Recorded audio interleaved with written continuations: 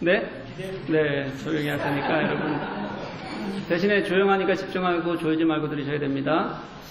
5월은 가정의 달이라고 불리죠. 그리고 오늘은 어버이 주일입니다. 지난주는 어린이 주일이었고요. 제가 어버이 주일마다 요즘 이제 한 번씩 가정의 달 설교를 합니다. 앞서 이제 수료식도 있고 해서요. 오늘 설교는 조금 줄여서 하려고 합니다. 오늘 본문은 아브라함이 이삭과 함께 모리아 산으로 가는 그런 본문이에요. 이 본문은 믿음에 대한 설교의 본문으로는 종종 사용하지만 가정 설교로는 아마 그렇게 듣기 어려운 일일 거다 생각이 듭니다.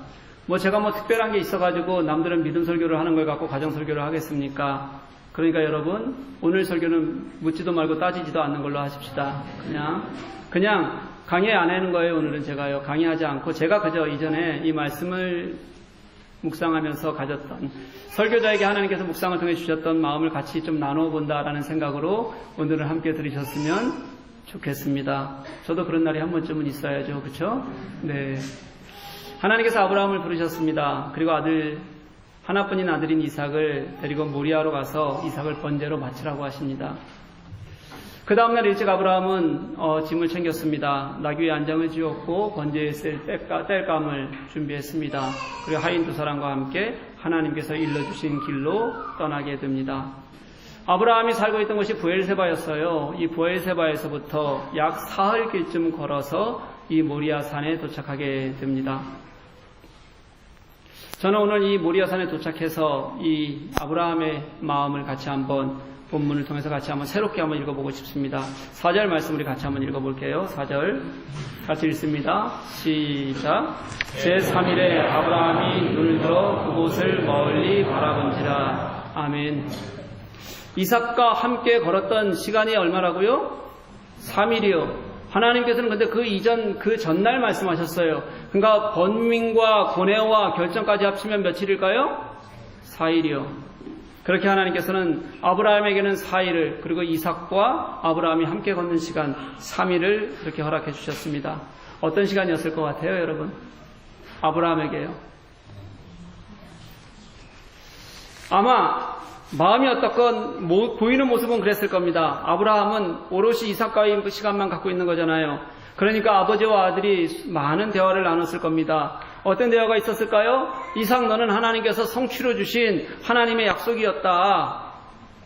그리고 그런 이삭이 어렸을 때 얼마나 말썽꾸러기로 자랐는지 또는 얼마나 순종 잘하는 아이였는지 그렇게 어려웠던 시간들 또는 즐거웠던 시간들 그렇게 이야기하면서 웃기도 했을 거고요. 그리고 또 서로 감동하기도 하고 그런 시간이었을 거라고 생각이 듭니다.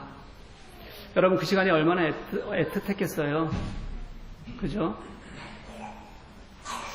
또 한쪽으로 보면 얼마나 이 아브라함에게는 가슴이 녹아내리는 시간이었을까 생각해보는 것은 그렇게 어렵지가 않습니다. 아마 아브라함은 하나님께서 그 길을 되돌리기를 기도했을 겁니다. 근데 결국 하나님은 그 길을 되돌리시지 않으셨습니다. 하나님은 거기까지 그를 인도해내셨고 그리고 이제 아브라함은 모리아 산을 바라보는 겁니다.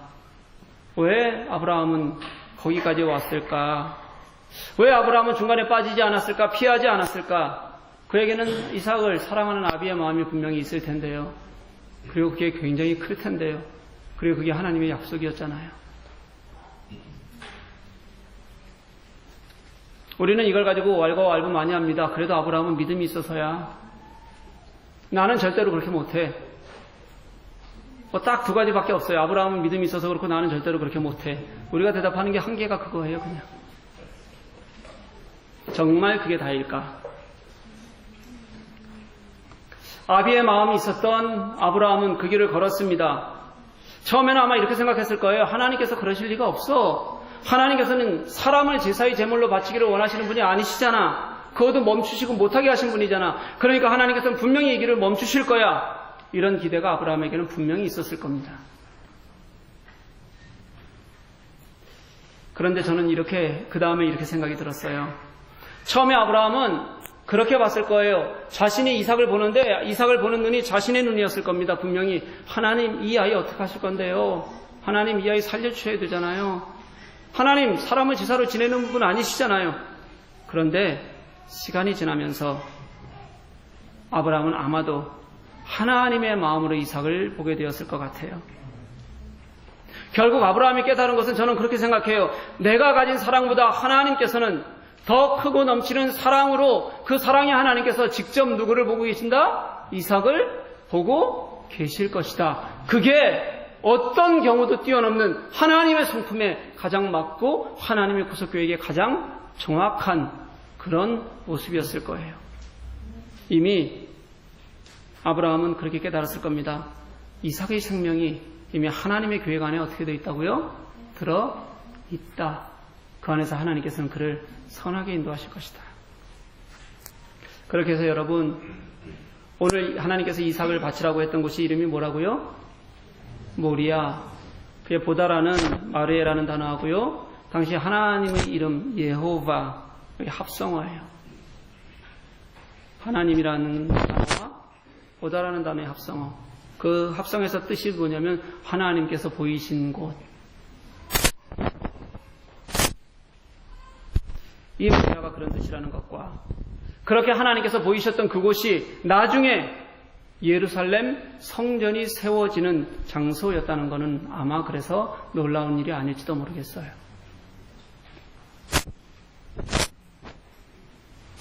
하나님께서는 당신의 구속교회 안에 그 아이를 두셨고 그리고 그 길을 걸으셨어요.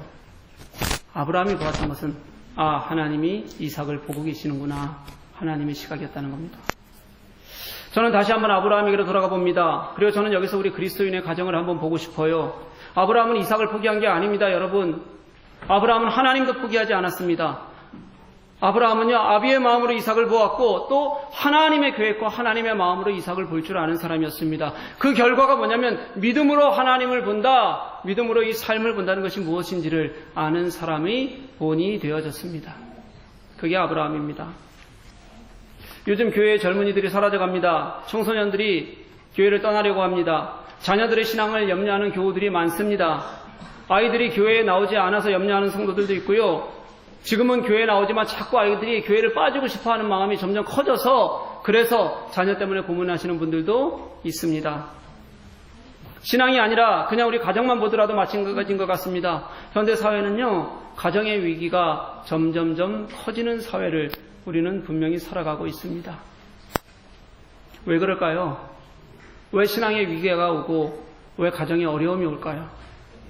저는 오늘 아브라함에게서 제가 묵상하는 가운데서 그 해답을 찾습니다. 사랑하는 교우 여러분,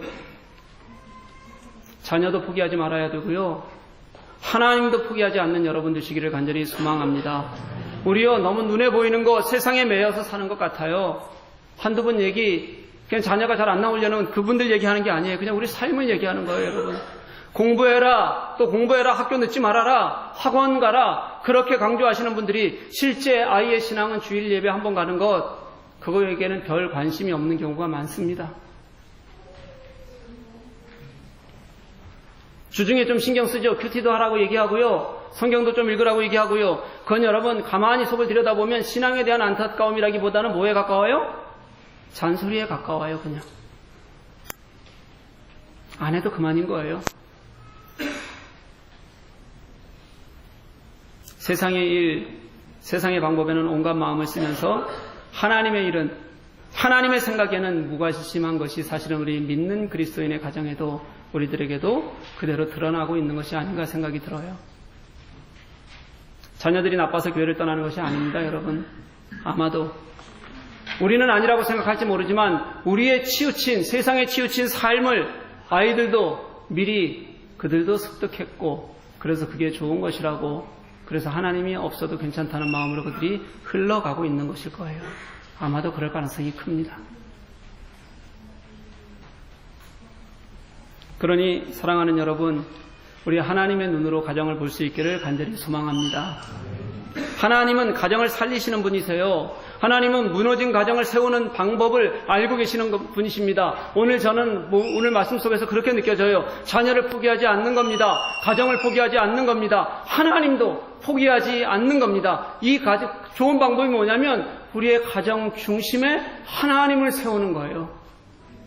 우리 가정 중심에 예수께서 당신이 길이 되시고 우리의 인도자가 되시기를 가정이 함께 보는 겁니다. 그 마음으로 서로를 도와주면 가정이 회복되는 거예요. 저는 아브라함이 걸었던 3일의 시간이 바로 그런 시간이었다고 그렇게 믿습니다. 아브라함의 이삭을 향한 마음을 조금만 더 볼까요? 모리아산으로 가는 3일의 시간이 참 아팠을 거예요. 근데 저는 그 시간이 그냥 아픈 것이 아니라 왜 이런 생각이 들었는지는 잘 모르겠어요. 근데 이런 생각이 들었어요. 이게 아브라함이 이삭을 버리러 가는 시간이 아니라 끝까지 바라보고 있는 시간이라는 거잖아요. 그 얘기는 무슨 뜻일까요? 그 짧은 시간이 부모 입장에서는 그 아이를 기다려주는 시간이에요. 사랑해주는 시간이에요.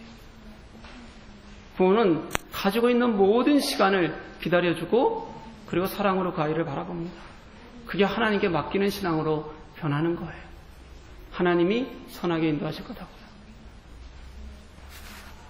저는 어렸을 때 큰아이에게 굉장히 엄했습니다. 제가 결혼을 좀 일찍 했고 서툰 아빠였어요. 그래서 굉장히 엄청 엄했었어요. 무슨 말이냐면 이게 무슨 형이라는 뜻이에요? 엄청난 과거형이라는 뜻이에요. 네. 혼을 굉장히 자주 냈고요. 그 다음에 매를 들었고 잘 참아주지를 못했습니다. 요즘은 어떨까요? 예린이는 귀 막고 요즘은 어떨까요? 비슷해요? 누구예요? 비슷하다는 분이. 저 요즘은 이제 아이들을 많이 참아줍니다. 그리고 기다려주고요. 그래서 그런지 이거 저 혼자 하는 얘기니까 나중에 예린이한테 묻지 마세요. 그냥. 네. 그래서 이제 사이가 좀 더 좋아졌어요. 네. 요즘도 근데 관계가 어려워질 때가 있습니다. 언제 어려워지나 보니까 제가 큰 소리 칠 때예요. 이건 아무리 이유가 있어도 이거는 강자가 가지고 있는 횡포입니다.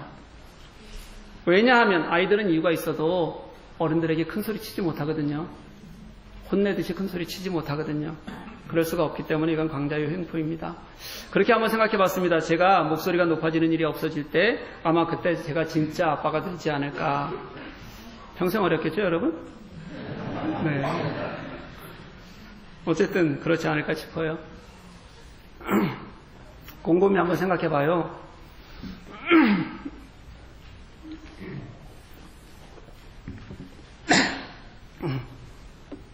자녀를 대할 때 싸우고 강요해서 가르치는 게 나을까요?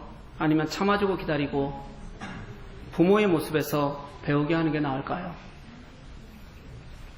당연히 후자일 겁니다. 이게 어려워 보이지만 우리가 가야 될 길이기도 합니다. 왜냐하면 예수님께서 우리에게 하신 방법이 그렇기 때문입니다. 예수님은 우리와 싸우지 않으셨습니다. 우리를 위해 죽기까지 자신의 것을 내어주셨습니다. 그렇게 사랑하는 방법이 무엇인지 우리들에게 예수님은 알려주셨습니다. 제가 3월에 한국에 갔을 때입니다. 어머니께서 무릎에 인공관절을 넣는 수술을 좀 크게 하셨어요. 갑자기 하셨습니다. 병원에서 당장 하라 그래서요. 제가 한국 갔을 때 2개월이 넘었는데도 불구하고 잘 못 걸으셨어요. 거의. 외출이라고는 주일 예배 교회에 가는 것, 그것도 천천히 걸어서 다녀오는 것 외에는 외출을 전혀 하지 않으실 때입니다. 그런데 그럴 때도 어머니는 제 걱정을 먼저 하십니다. 지금도 우리는 연락을 자주 하지는 않아요. 가끔 합니다. 가끔 연락을 한 번씩 할 때면 늘 염려하는 마음을 먼저 보이십니다. 예전에는 안 그러셨어요. 근데 제가 나이가 들어서 어머니의 걱정하는 모습이 보이는 건지 아니면 어머니께서 연세가 드시면서 더 사랑이 커져 가시는 것인지는 잘 모르겠습니다. 다만 이건 분명히 알아요. 깊이 당신보다 자녀를 더 염려하고 계신다. 그게 어머니의 마음이라는 건 압니다. 우리 교회에도 그런 어머니 같은 분들이 있습니다. 주일에 저 가끔 혼자 밥 먹는 거 여러분 보시죠? 안 보여요? 네, 바쁘시네요, 여러분. 밥 먹습니다. 혼자 밥 먹어서 죄송합니다. 여러분 빵 먹는데. 왜 혼자만 밥 먹냐고 눈치 주시는 분들도 계시는데 그냥 좀 봐주십시오. 교회에서 가장 연세가 많으신 우리 허기순 집사님이 매 주일마다 제 점심 챙겨오셔요. 어머니의 마음이 아니고서 어떻게 그게 되겠습니까? 너무 감사하죠. 그런데 또 저한테만 그러신 것은 아닌 것 같습니다. 누구에게나 그렇게 어머니로 그렇게 늘 존경받고 불리시는 그런 분입니다. 허 집사님만 그러시겠습니까? 또 같은 마음으로 우리 젊은이들을 섬기시는 어머니들 우리 교회에 너무 많습니다. 내 자녀 나이의 젊은이들 어떻게 하면 마음 한번 써줄까? 어떻게 하면 그들 한번 돌아볼까? 잘 섬겨주시고 챙겨주십니다. 그런 분들을 볼 때마다 얼마나 마음이 좋은지 모르겠어요. 너무 고맙습니다. 그런 아버지들도 있습니다. 우리 교회 연세가 가장 많으신 두 분, 김웅경 권사님, 우리 고무상 권사님. 김웅경 권사님 요즘 제게 많이 의지가 되고 좋습니다. 고무상 권사님 늘 제 앞에서 웃어주시고 지지해 주십니다. 다른 어른들도 똑같습니다. 늘 따뜻하게 언제라도 젊은 목사, 저 젊죠 아직은? 네, 젊다고 생각합니다. 젊은 목사 마음 편히 도우려고 애쓰십니다. 윤현우 장로님도 그렇고 김현복 집사님, 우리 권효규 집사님 다 제게는 그런 분들입니다. 65세까지만 제가 부르는 겁니다. 아버지 분들도 그러시지만 네, 너무 많아서요. 다 그런 분들이에요. 시니어부에서 늘 하시는 것들이 있습니다. 뭐냐면 지금까지 한 번도 빼먹지 않고 하신 일인데요. 선교지에 갈 일이 있으면 선교 헌금이 내야 될 일들이 있으면 그리고 꼭 그런 일들이 있을 때마다 시니어부 이름으로 헌금을 하십니다. 어른들이 보이시는 좋은 본이 되는 것 같습니다. 여러분 한번 알고 계십시오. 어른들이 먼저 나서서 마음을 모아주니까 담임 목사의 입장에서 참 늘 고마운 마음을 갖게 됩니다. 우리 50대 중추에 계신 분들도 마찬가지입니다. 근데 50대가 중추 맞아요? 30, 40대가 중추인가요? 혹시? 네, 아무튼 애매하죠 50대. 그렇지만 그 어머니들도 마찬가지입니다. 어떤 일이든 그분들 마다하지 않습니다. 신나서 일하십니다. 보면 참 눈물겹게도 너무 몸 아끼지 않고 애쓰시는 우리 50대 어머님들 너무 많으십니다.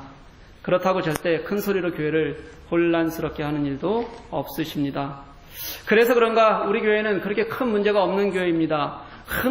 그렇게 교회에서 보는 흔한 어려움들이 우리 교회는 다툼들이 그렇게 보이지 않습니다. 그렇게 연세가 드셔도 나이가 먹어도 헌신의 자리는 알지만 내세우는 자리는 모르시는 분들이어서 그렇지 않을까라는 생각을 제가 해보게 됩니다. 얼마나 감사한지 모르겠습니다. 아무리 봉사해도 그게 아집이 되고 욕심이 되면 교회에 더군다나 어른들이 그러면 교회에 큰 영향을 끼치고 교회를 어렵게 하는 일들이 이 교민 사회에 너무 많거든요. 사랑하는 교회 여러분, 저는 어버이 주일을 준비하면서 참 고마운 마음이 들었습니다. 그러면서 아브라함의 마음이 너무 깊이 묵상이 되어졌습니다. 자녀도 포기하지 않았던 사람, 하나님도 포기하지 않았던 사람, 그리고 결국 하나님의 성취가 무엇인지 하나님을 포기하지 않았더니, 가족을 포기하지 않았더니 포기하셨던, 믿음으로 보여주었던 사람, 그가 가지고 있었던, 그 아브라함이 가지고 있는 마음이 여러분 우리 교회 가정을 이루시고 계신 부모들의 마음이었으면 좋겠습니다. 하나님의 마음보다 더 큰 게 우리 자녀들을 하나님보다 더 잘 보살필 수 있는 분이 어디에 또 있겠습니까? 없습니다. 그 하나님께 맡길 수 있기를 간절히 소망합니다. 우리 젊은이들이요, 우리 학생들, 그 다음에 우리 밖에 있는 어린이들, 우리 청년들, 어른들을 진심으로 좀 섬기고 기뻐하는 마음을 가질 수 있기를 간절히 소망합니다. 여러분, 나중에 알 거예요. 지금 잘 몰라도 아버지의 마음, 어머니의 마음을 여러분들은 절대 넘을 수 없습니다. 불가능한 일입니다.